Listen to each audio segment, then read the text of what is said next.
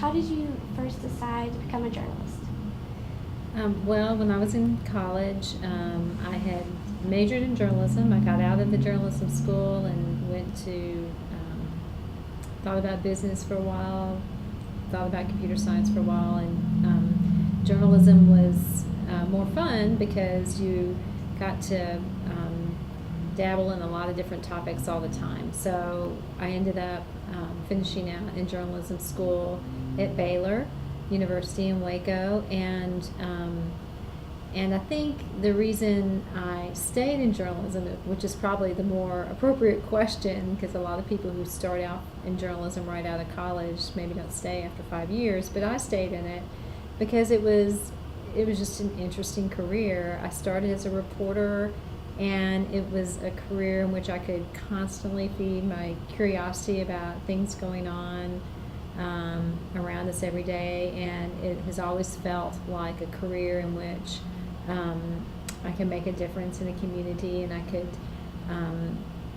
bring the skills that I had to bear, which were writing or editing, or just critical thinking about what's going on in the public sphere to the benefit of the newspaper and the community. So I went into journalism probably just because I like to write, and I was very curious and about events, and then I stayed in it because I thought that it was a career that made a difference. So what have you done in your career? I started as a reporter, and I covered. I started actually as a features writer in a women's news section, which is a features section in Tyler, Texas. And so I wrote features. In my first job, I wrote a weekly recipe column where I would interview people about the recipes, and I wrote a society for the society pages. And then after that, I went into a more conventional reporting role, which was covering county government. I covered the schools, higher education, at one point courts.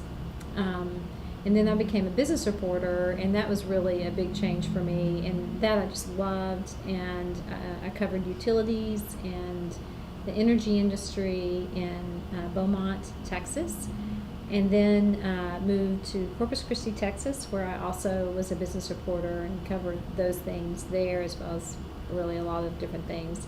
And then I moved into management as an editor, and I worked on a night city desk.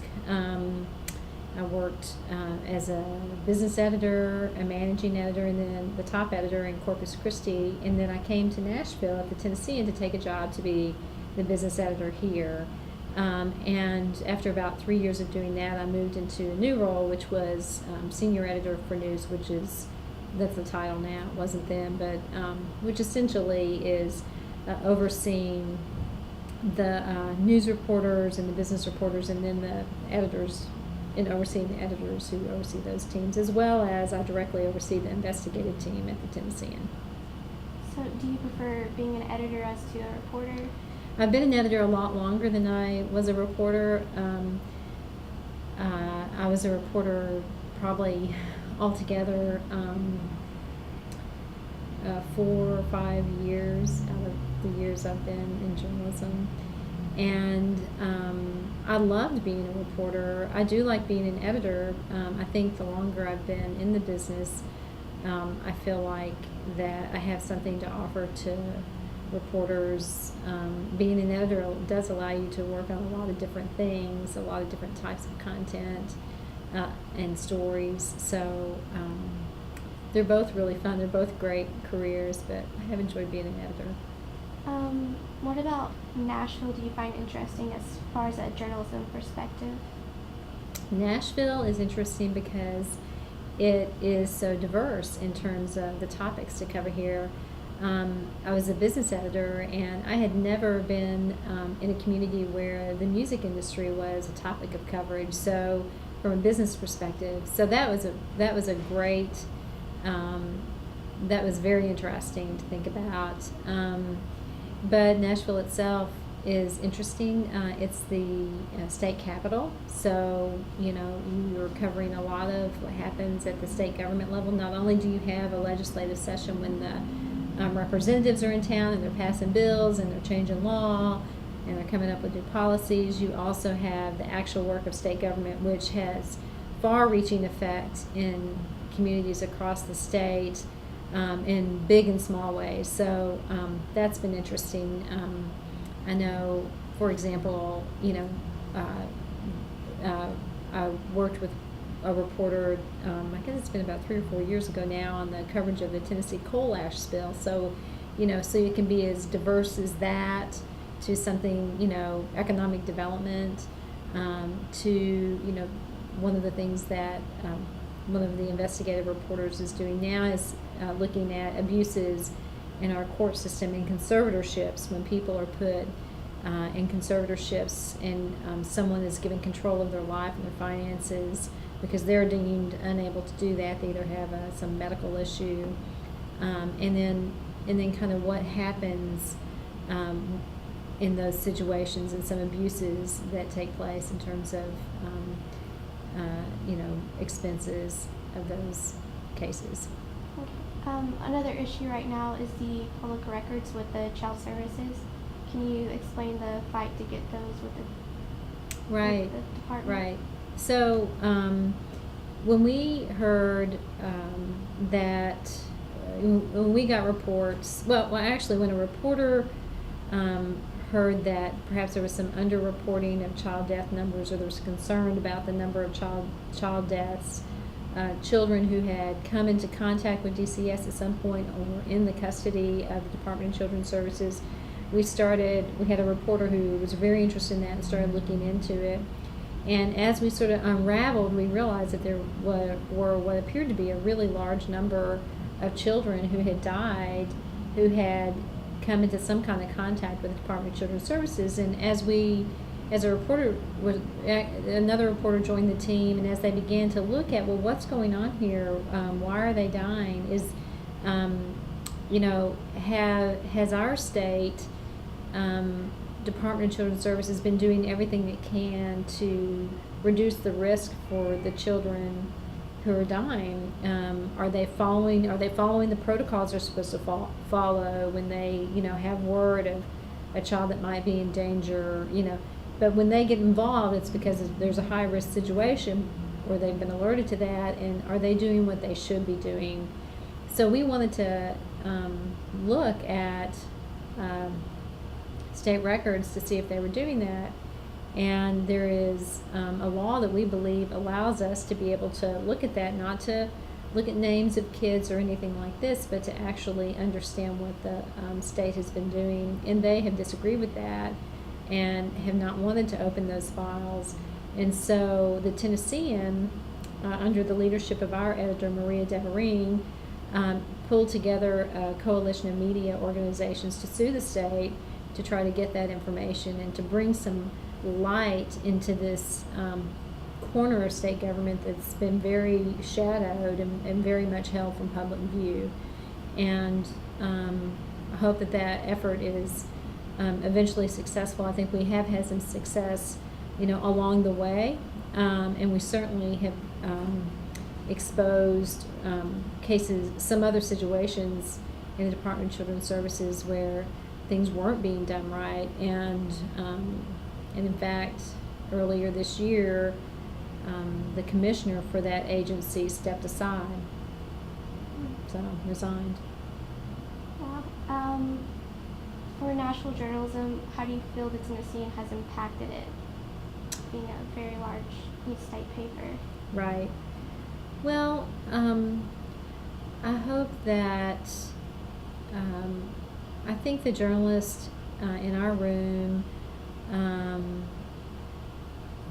are good, raise the level of journalism. I think we as a journalism community in Nashville, whether we're in broadcast, whether we're at the Tennessean, whether we work for an independent community newspaper, it's important, I think, for us to join together on causes that we're all interested in, like the Department of Children's Services or like open records issues.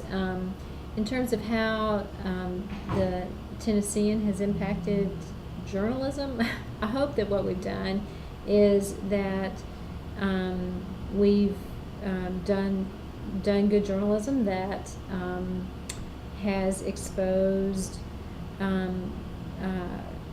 things in our community that need exposure, and perhaps through that exposure can get fixed. I hope that we also, as journalists, celebrate the great things in our community. I think that's an important thing for journalists to do, to show all facets of your community.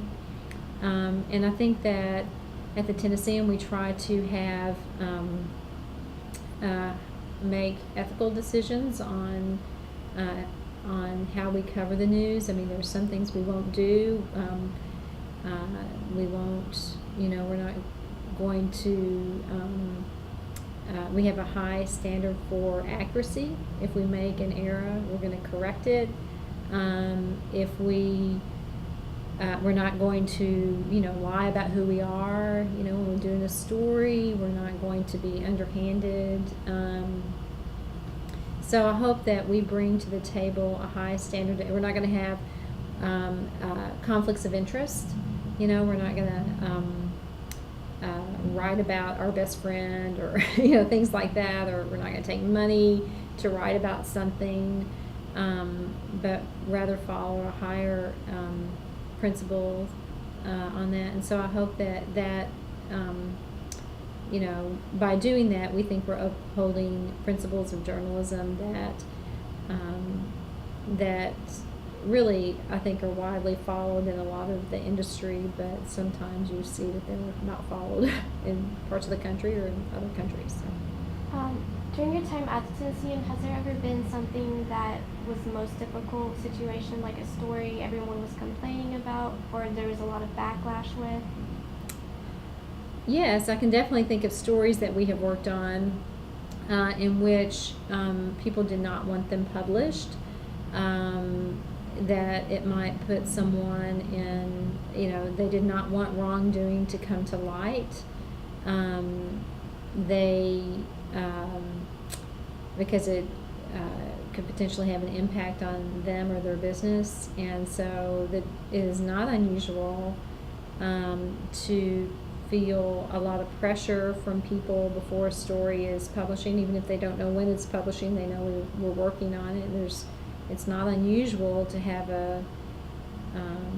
an all-out effort by their lawyers or something to try to scare us off the story. And I think it's important that we always listen to what is being said about a story from the outside, but it's also important for us to keep into perspective that we are reporting and writing not for this individual group or business, but rather for the greater public good, and that's our audience and that's our customer, not an individual agency or a business. There's been from the 2010 flood, how has the Tennessean decided to cover that? That was just a huge breaking news event. We do all kinds of coverage at the Tennessean. There's investigative work and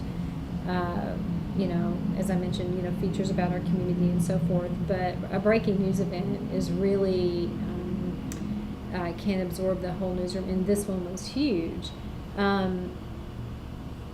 I think it was big because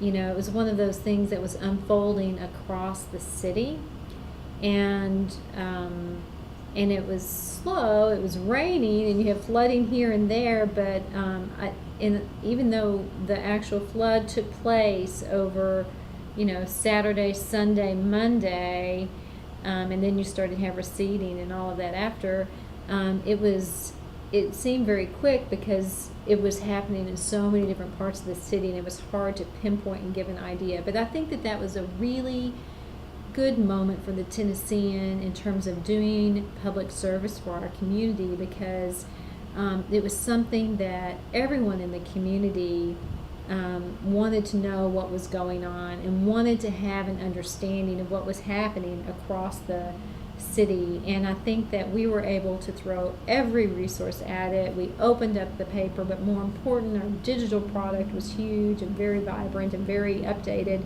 so that people could get information on how to get help and how to help. A lot of that story was when the floodwaters, after the tragic deaths and the search and rescues and the searches that didn't lead to a rescue had taken place. There was just an enormous amount of cleanup that had to be done in the community, and as I think we know, the community turned out in such large numbers to help each other, and it was, while it was a tragic event that we went through, there was a spirit about this city that we could all feel proud about in terms of helping each other. And I think the Tennessean, more than any other media outlet in town, has an ability to sort of document that in a way that doesn't quite get documented on TV, because it's sort of, I think when you have a big event like that affects so many people and all of us really, that being able to see and print the next day, what your community did or what your community has gone through when it's a traumatic event, sometimes I think is a central point for people, and it's important, and it's a unifying piece. And I know that one day during the coverage, when everyone was frazzled, I believe, and had gone through just unending number of hours over at the mayor's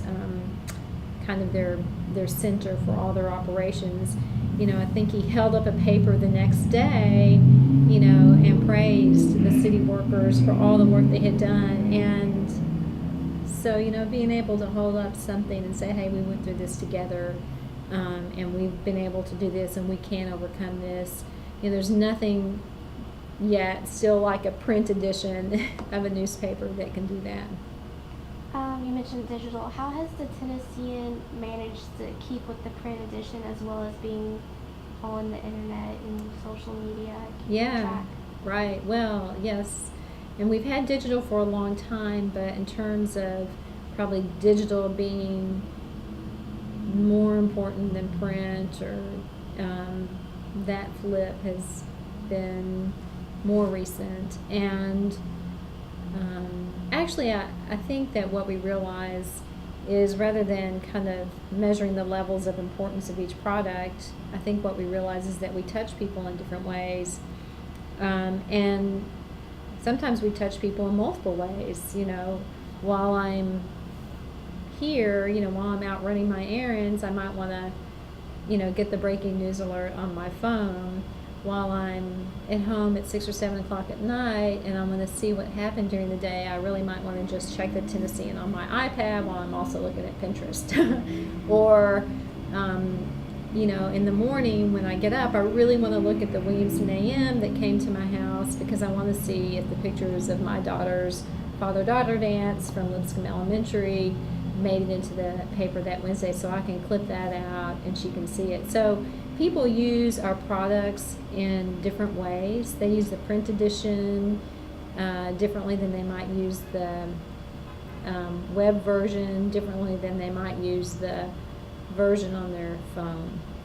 So I think that the biggest change has been customizing that experience on each of those delivery mechanisms. And we have the content, we have the brain power and the reporting strength in our newsroom. There's a whole other level of people that then take all this reporting information and they, get it right for your phone, or they get it right for your iPad, or do something different for the desktop. And, we've, in photographers too, with photo and video and graphics, with the print map and an interactive map showing the demographics of Nashville over the past 50 years. So there are different ways that people experience content, and it's really opened up the Tennessean and every traditional newspaper in the country's ability to communicate and to convey information in a much more rich way, and than just that one flat print edition that comes once a day to your house, and that's been great. Where do you see print journalism going now? Since a big discussion we have is everything is pretty much online, but Yeah. there's still prints. Do you see it's keeping for a long time? I think so. I think that New Orleans has this experiment going where they've gotten rid of a lot of the days, and so I think that print is still important because it touches people in a different way than your digital products do. I don't know. There may be a day when we don't have a print edition delivered, to your house. I think things will continue to evolve. I mean, heck, a lot of our traffic to our website comes to us through some share on Facebook, so people find what we do in more ways than just, the paper being thrown in the driveway, obviously, and that's changed so much. I think it will continue to be a mix, but I think it will continue to evolve. I really think the print edition, the size of it, is it going to be this format? Is it going to look like this? Will continue to evolve, and I'm not exactly sure what that'll look like, but it certainly evolved for a while. It still has a tremendous marketing value for us, and it still has a tremendous readership. Really, it's mind-blowing how many people still read the print edition, and how many people, because I'm a digital person myself, I'm online a lot, but how something in print still carries a weight to our community, more so than sometimes than something online. And so every once in a while when we travel down that digital path, it's important for us not to forget, I think, how much that print product still means to some people, and the weight it carries. So it has very special characteristics to it that create its own value. So I think it will continue to be a platform.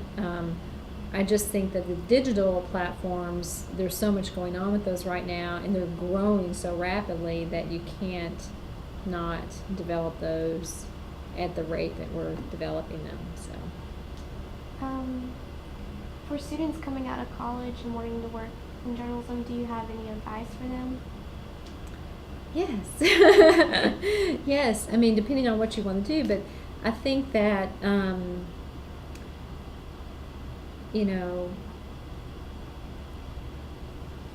it's still most important to learn the basics of journalism, whether you're going to be writing in a short format, in a long format, whether you're going to be putting together your story in a video. But it's still important to understand how the world works, understand how your community works, understand how your governments work, understand how how things work, and to maintain that curiosity and understand how to get a news story, how to develop that, and to be aggressive about that, to hone the skills. Even if you're a visual journalist like yourself, to still, you still need written communication skills, and you still need to understand what the elements of a story are, whether it's one that's a written story or a visual story. So, but I also think that that all journalists coming out of school are very comfortable with social media because they've grown up on it. So sometimes I see that there is a more acceptance of things as fact that are out there in the social media world. There's not as much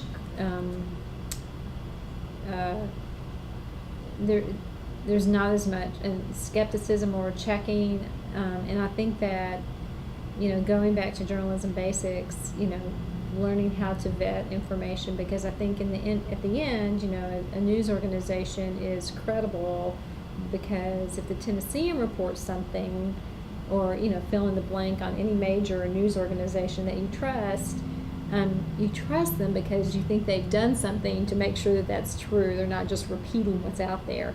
So there's a lot of repeating what's out there going on right now, but the significance that a journalism organization brings to it is to put it in context of what's important for one, and to vet it honestly, so it's not just a chain email. Okay. Do you think there's some things only experience can teach you rather than going and getting a degree? Well, yes, but I think, but yes, you need to have experience. I don't think that, the longer that you're in the business, as long as you're engaging in the business while you're in it, you do tend to, know more about certain things. So, but if you're asking in terms of like going out and working rather than getting a higher level degree, or getting the value of internships and things like that, I definitely think that there is value in real life working situations, because it's really hard to completely simulate in a classroom what happens on in a newsroom where there are all kinds of pressures. You have to have something by this time. You have to have something by this time. We need this done this way. So it's very important for people to get real life experience, and either through internships or working at a very small paper. I know that I started work at a fairly small paper in Texas, and had a chance to do more there than I would have done if I had gotten a job at the Dallas Morning News. So I think that that experience is invaluable.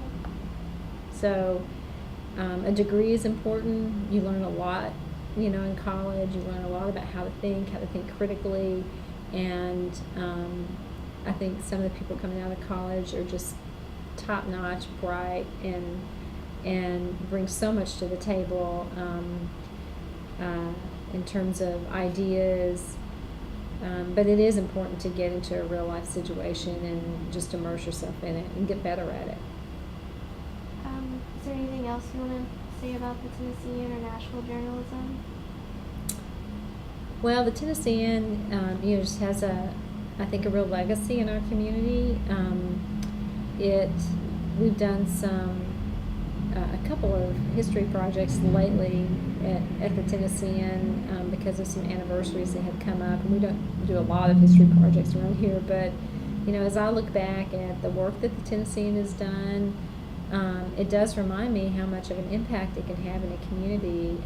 Our coverage, as well as the Banner's coverage, but the Tennessean's coverage really during the civil rights movement and the sit-ins at the lunch counters in Nashville was important, and showing what was going on, and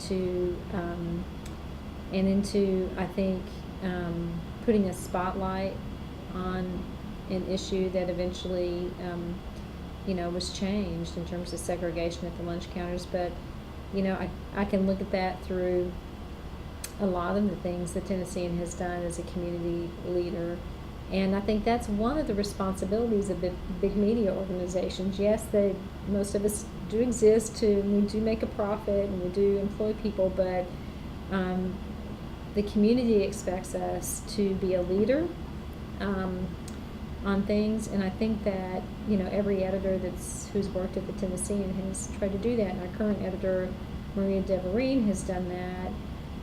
And certainly, looking at the Department of Children's Services is one of those things. So I think that it's important for the Tennessean to have courage, to be a counterweight to other powers in the community, to be, a paper for the people.